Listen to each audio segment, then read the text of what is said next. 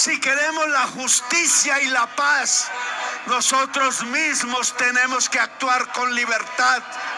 Pueden escudriñar lo que quieran, pueden llevar a seres humanos al borde del suicidio, como está aconteciendo, y no podrán jamás poner este gobierno popular al lado de los que no queremos. Si queremos la justicia y la paz, nosotros mismos tenemos que actuar con libertad.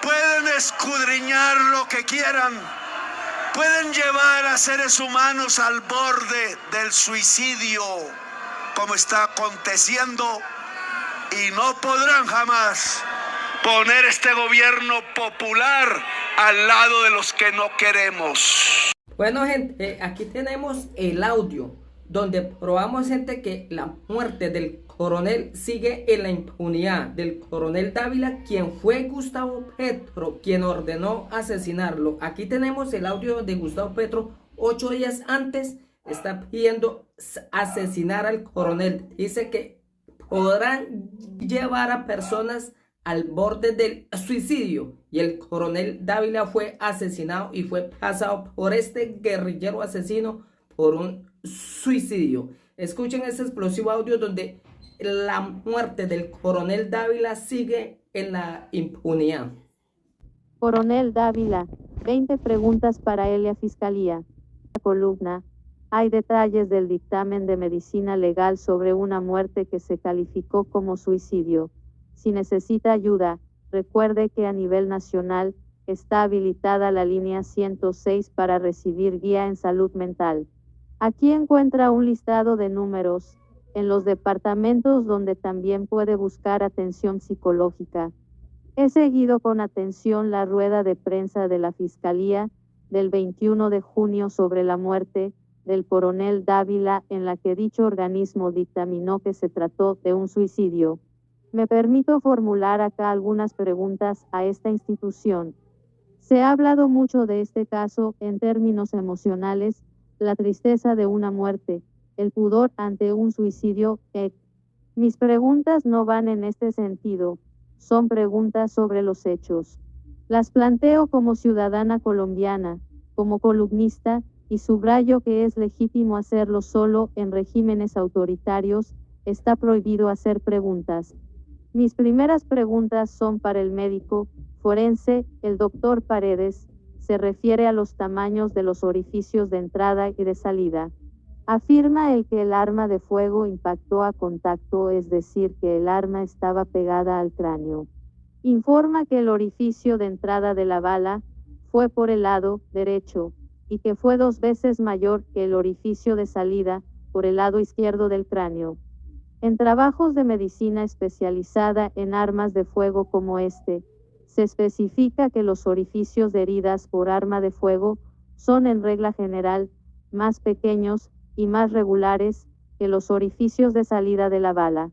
En trabajos específicos sobre heridas en el cráneo, como este y este, del Instituto Nacional de Salud de Estados Unidos, se repite este patrón. El orificio de salida es más grande e irregular que el de entrada. La pregunta, entonces, es por qué medicina legal piensa que el disparo entró por el lado derecho del cráneo. La segunda pregunta para el doctor Paredes tiene que ver con la dirección de la bala. Afirma el que la bala tuvo una trayectoria descendente. Afirma que ingresó por la derecha y salió por la izquierda, arriba de la oreja. Si uno se dispara en la sien, la trayectoria ha de ser ascendente u horizontal. Para que sea descendente es necesario levantar muchísimo el codo. Piensa el doctor Paredes que es característica de una persona que se suicida levantar el codo para dispararse. Es, además, una posición inconfortable para el coronel, sentado en el puesto delantero derecho.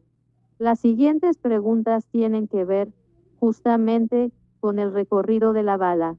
El físico de la Fiscalía, es decir, al experto que presentó las características de la trayectoria de la bala, muestra que la bala fue a dar al techo. Es decir, que el coronel se suicida levantando el codo. la bala tiene una trayectoria descendente y sin embargo, va a dar al techo de la camioneta? Quisiera saber qué leyes de la física permiten tal trayectoria. Otra pregunta se refiere al itinerario de la bala. ¿Qué vueltas dio la bala? De lo que se dijo en la conferencia de prensa, se deduce que la bala golpea el techo, entra, rebota, hace abolladuras. Es decir, que la bala tuvo suficiente fuerza para atravesar un cráneo, cambiar su trayectoria descendente por una ascendente, golpear en el techo y rebotar. La pregunta es, ¿una bala dirigida directamente al techo qué itinerario lógico habría tenido? Hace falta, además, conocer una serie de elementos. ¿El techo interior del carro tenía blindaje o no? ¿Dónde se encontró la bala finalmente? ¿Había rastros de una segunda bala en el carro? Otras preguntas están dirigidas a la fiscal Mancera. Siguiendo las reglas básicas de la investigación judicial, recuerda ella que el escolta es necesariamente sospechoso min 37, por ser el único testigo. Sin embargo, su trabajo no es congruente con esta regla básica, pues todo lo que afirma posteriormente se basa precisamente en ese testimonio.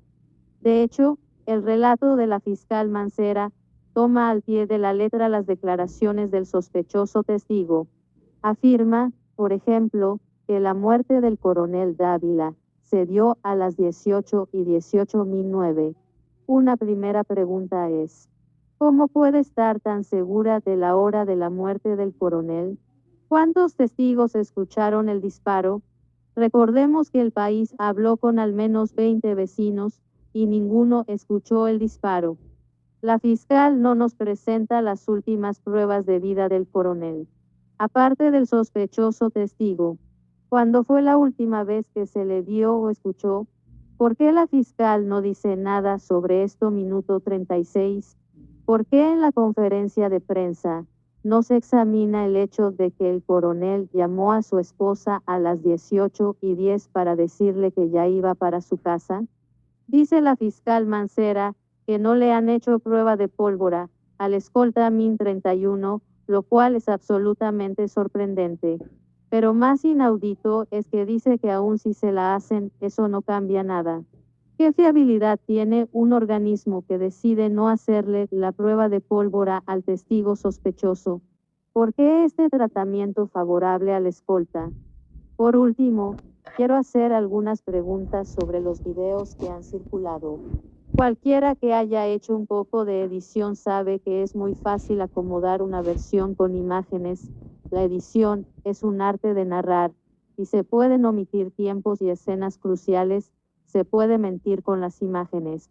Así, la primera pregunta es, ¿por qué no tenemos una secuencia completa, sino pedazos de videos editados?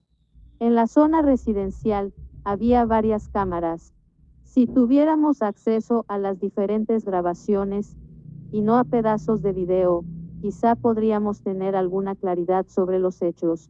Pese a esto, los extractos de videos dejan preguntas inquietantes. En una de las tomas, se aprecia claramente cómo la camioneta se detiene frente a la tienda, pero, inexplicablemente, decide cambiar de carril y parquearse del otro lado de la calle. El conductor del carro se esmera bastante en parquearse al lado de un árbol, retrocede hasta quedar tapado por el árbol. Esta actitud fue examinada por la fiscalía. Con estos videos editados surge igualmente una nueva pregunta. En las tomas, si se mira con detalle, se ve que el escolta Galeano sale por la puerta trasera izquierda, min 1:38. ¿Había un chofer dentro del vehículo, además del escolta? Esto es muy importante y debe ser aclarado. Debemos poder acceder a los videos de seguridad del barrio, pero no editados, sino en su continuidad, para ver todos los movimientos del carro y de sus ocupantes. Si existe un conductor, las cosas deben ser examinadas bajo un nuevo ángulo. De hecho, que el escolta haya buscado ser filmado en la tienda podría ser una coartada o un elemento distractivo. Estas son algunas de las preguntas puntuales que les formulo a la Fiscalía y la Medicina Legal. Los colombianos sabemos que estas instituciones no están exentas de numerosos cuestionamientos, favorecimientos, dictámenes contestados, etc. Muchos tenemos legítimos interrogantes sobre la muerte del coronel Dávila. Esperamos las respuestas. Si queremos la justicia y la paz, nosotros mismos tenemos que actuar con libertad. Pueden escudriñar lo que quieran, pueden llevar a seres humanos al borde del suicidio, como está aconteciendo, y no podrán jamás poner este gobierno popular al lado de los que no queremos. Si queremos la justicia y la paz, nosotros mismos tenemos que actuar con libertad. Pueden escudriñar lo que quieran, pueden llevar a seres humanos al borde del suicidio, como está aconteciendo, y no podrán jamás poner este gobierno popular al lado de los que no queremos.